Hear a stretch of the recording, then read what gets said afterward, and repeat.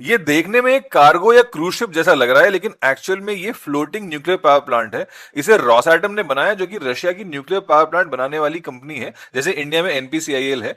Academic Lomonosov इसका नाम है, और ये एक एसएमआर यानी कि स्मॉल मॉड्यूलर रिएक्टर है। इसका यूज ये है कि मान लीजिए कहीं कोई डिफिकल्ट टेरेन है, जैसे कि माउंटेनियस एरियाज हैं जहां पे ग्रिड इंफ्रास्ट्रक्चर आसानी से नहीं पहुंच सकता, तो वहां पर ये रिएक्टर्स बनाए जा सकते हैं। उसके अलावा कोस्टल टाउन्स, जैसे कि एकेडमिक लोमोनोसोव को भी पेवेक नाम के टाउन में रखा गया है, जहां पर इस ये बिजली और हीट पहुंचा सकता है।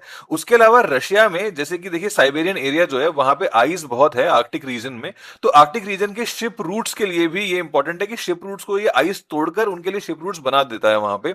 इंडिया के लिए काफी इंपॉर्टेंट ये इसलिए हो सकता है आगे चल के, क्योंकि देखिए इंडिया में आगे चल के बहुत सारे डेटा सेंटर्स आने वाले हैं जो कि पावर गजलिंग होते हैं, बहुत ज्यादा पावर खाते हैं, तो वहां पर ये एसएमआर बनाए जा सकते हैं। इसके अलावा सिर्फ दूसरा operational small modular reactor China में है, जो कि डेमोन्स्ट्रेशन प्रोजेक्ट है। इसका नाम है एचटीआरपीएम। ये दिसंबर 2023 में कमर्शियल एप्लीकेशंस इसके स्टार्ट हो गए हैं। उसके अलावा दूसरी कंपनीज जो एसएमआर बना रही हैं वो है जीई, हिटाची, रोल्स रॉयस और होल्टेक इंटरनेशनल।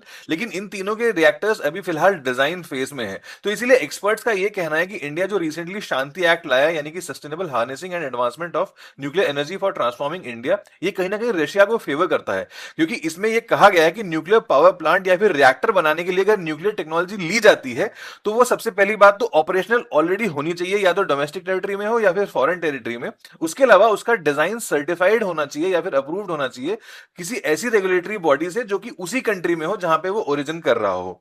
दूसरी बात, एसएमआर एनवायरमेंटली फ्रेंडली भी है, यानी कि ये लो कार्बन इलेक्ट्रिसिटी प्रोड्यूस करते हैं, और रशिया इंडिया का एक ट्रस्टेड पार्टनर रहा है। उसने Kudankulam nuclear power plant already लगा रखा है। उसके अलावा रशिया के जो रिएक्टर्स हैं वो फ्रांस और यूएस से काफी सस्ते भी हैं। और सबसे बड़ी बात यह है कि रशिया ने कभी टेक्नोलॉजी ट्रांसफर करने में इंडिया को कभी हिचक नहीं दिखाई है। उसने हमेशा स्टेबलाइज रिलेशंस रखे हैं और कभी भी उनकी लीडरशिप ने यू टर्न नहीं लिया है। तो इसमें आप क्या ओपिनियन कमेंट करके बताइए। अगर आपको ये स्लाइड्स चाहिए तो आप इस टेलीग्राम चैनल पर भी जा सकते हो, और व्हाट्सएप चैनल का लिंक भी बायो में है।